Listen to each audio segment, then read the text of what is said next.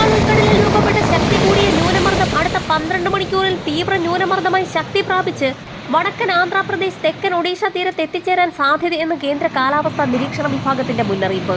അറബിക്കടലിൽ തെക്കൻ കൊങ്കൺ മുതൽ വടക്കൻ കേരള തീരം വരെ ന്യൂനമർദ്ദ പാത്തിയും നിലനിൽക്കുന്നു. ഇക്കാരണങ്ങളാലാണ് കേരളത്തിൽ മഴ ശക്തി പ്രാപിക്കുമെന്ന് മുന്നറിയിപ്പിൽ വ്യക്തമാക്കിയിട്ടുള്ളത്. കേരളത്തിൽ അടുത്ത 5 ദിവസം അതിശക്തമായ മഴയ്ക്ക് സാധ്യതയുണ്ടെന്ന് കാലാവസ്ഥാ നിരീക്ഷണ വിഭാഗം മുന്നറിയിപ്പ് നൽകി. അടുത്ത 3 മണിക്കൂറിൽ വയനാട്, കണ്ണൂർ, കാസർഗോഡ് ജില്ലകളിൽ അതിശക്തമായ മഴയ്ക്ക് സാധ്യത.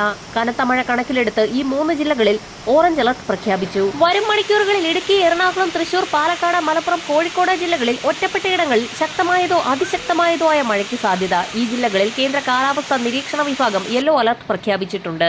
മഴയ്ക്കൊപ്പം മണിക്കൂറിൽ 45 മുതൽ 50 കിലോമീറ്റർ വരെ വേഗതയിൽ അതിശക്തമായ കാറ്റിനും സാധ്യതയുള്ളതിനാൽ പൊതുജനങ്ങൾ ജാഗ്രത പാലിക്കണമെന്ന് ദേശീയ ദുരന്ത നിവാരണ അതോറിറ്റി മുന്നറിയിപ്പ് നൽകി. ആശങ്ക ഉയർത്തി ഒന്നിനു പുറകെ ഒന്നൊന്നായി ന്യൂനമർദ്ദങ്ങൾ രൂപപ്പെടുന്നു. ബംഗാൾ ഉൾക്കടലിൽ വീണ്ടും ന്യൂനമർദ്ദം രൂപപ്പെട്ടതിന് പിന്നാലെ വിദർഭയ്ക്ക് മുകളിൽ മറ്റൊരു ന്യൂനമർദ്ദം കൂടി രൂപപ്പെടുന്നതായി കാലാവസ്ഥാ നിരീക്ഷണ വിഭാഗം അറിയിച്ചിട്ടുണ്ട്.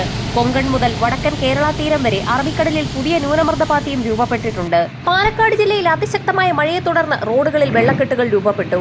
താഴ്ന്ന പ്രദേശങ്ങൾ വെള്ളത്തിനടിയിലായി.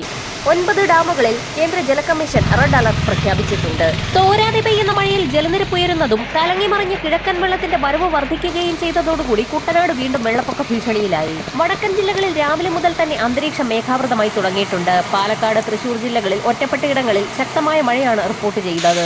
തിരുവനന്തപുരം മുതൽ കാസർഗോഡ് വരെയുള്ള തീരദേശ മേഖലകളിൽ അതീവ ജാഗ്രത പ്രഖ്യാപിച്ചു. കള്ളക്കടൽ പ്രതിഭാസത്തിന്റെ ഭാഗമായി ഉയർന്ന തിരമാലകൾ കാരണം കടലാക്രമണത്തിന് സാധ്യതയുള്ളതിനാൽ മത്സ്യത്തൊഴിലാളികളും തീരദേശവാസികളും അതീവ ജാഗ്രത പുലർത്തണമെന്ന് ദേശീയ സമുദ്രസ്ഥിതി പഠന ഗവേഷണ കേന്ദ്രം മുന്നറിയിപ്പ് നൽകി. വരും മണിക്കൂറുകളിലെ കാലാവസ്ഥാ മുന്നറിയിപ്പുകൾക്കായി ചാനൽ സബ്സ്ക്രൈബ് ചെയ്യാൻ മറക്കാതിരിക്കുക.